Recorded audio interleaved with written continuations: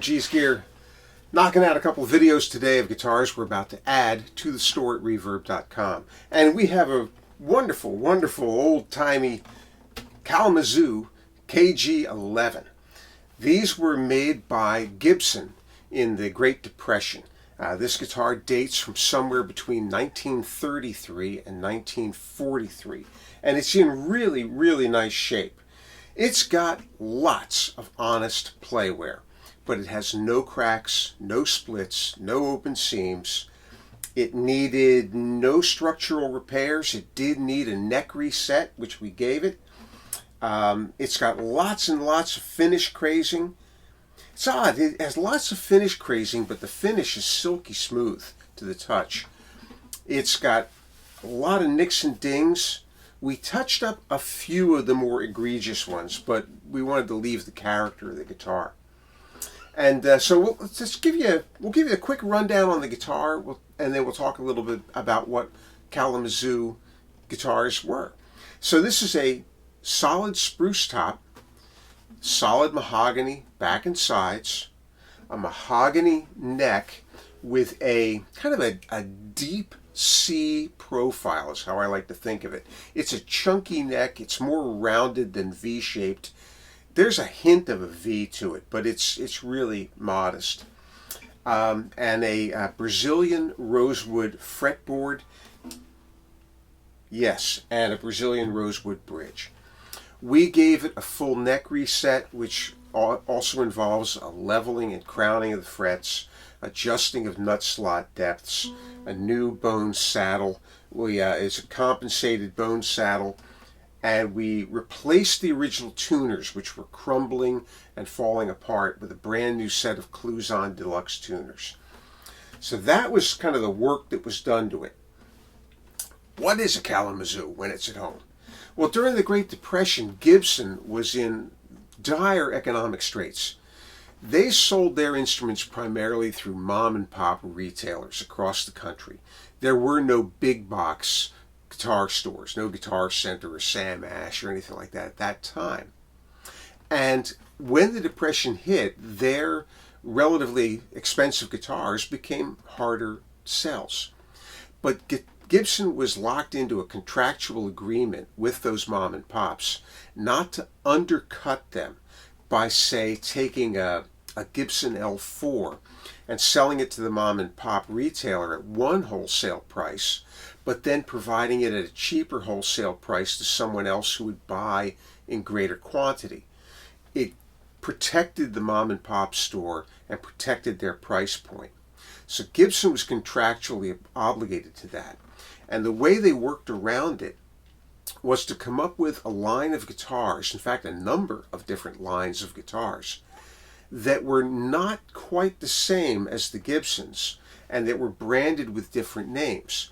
And so Kalamazoo, was the top of the line of those. But you also have Cromwell guitars and you have Recording King guitars. This particular one was also released under the name Carson Robeson, who was a popular recording artist in the Depression era, and they were cashing in on that. But these guitars were typically sold through department stores and catalog retailers like Sears or Montgomery Ward. And that's where you get these Kalamazoos. This one is a ladder-braced guitar, not X-braced like the Gibsons of the time would have been. But it's got the same quality of tone woods throughout. What the Kalamazoos generally did not have were truss rods. So they're very lightweight. The necks were made a little bit beefier, or they would have that deep V profile so they would stay straight. And this one is nice and straight. So that's kind of the long and short of the Kalamazoo line.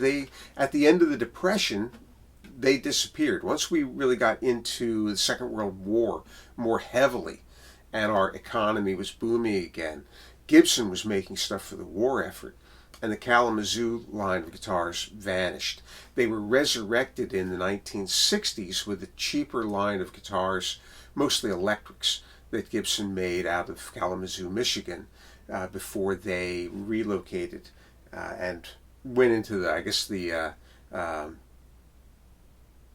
one of their once they were sold originally. I think the Kalamazoo line disappeared again. So there you have it. Solid spruce top, solid mahogany back and sides, mahogany neck, chunky, Brazilian rosewood fretboard, Brazilian rosewood bridge. It's had a full neck reset, leveled and crowned the frets, adjusted the nut slot depths, made a new bridge for it, put a brand new set of Clues-On Deluxe tuners on it, cleaned it, polished it, and it's good to go. This is one of these guitars that has that sound. If you are an old-timey player, you will often find that that music sounds better on an old-timey guitar. And a lot of the blues guys of that era were playing Kalamazoos because they were cheaper. Robert Johnson, actually, in one of the few photographs of him, is playing a Kalamazoo guitar. I think he was playing a KG-14, if I remember right. This is a KG-11. So we'll play something to take us out here. We'll let you know first it's at reverb.com, at G's Gear. It's there right now. It won't be there for too long. You can also find it at our website, which is www.gsgear.com. And you'll see there that we buy, restore, and sell vintage musical instruments. We also do repair work for our client base. We take on consignments now and again, too. We're located in suburban Philadelphia, and you can contact us through the website with any questions you have about guitar restoration, mandolin restoration, bass, even violin, and we'll help you out.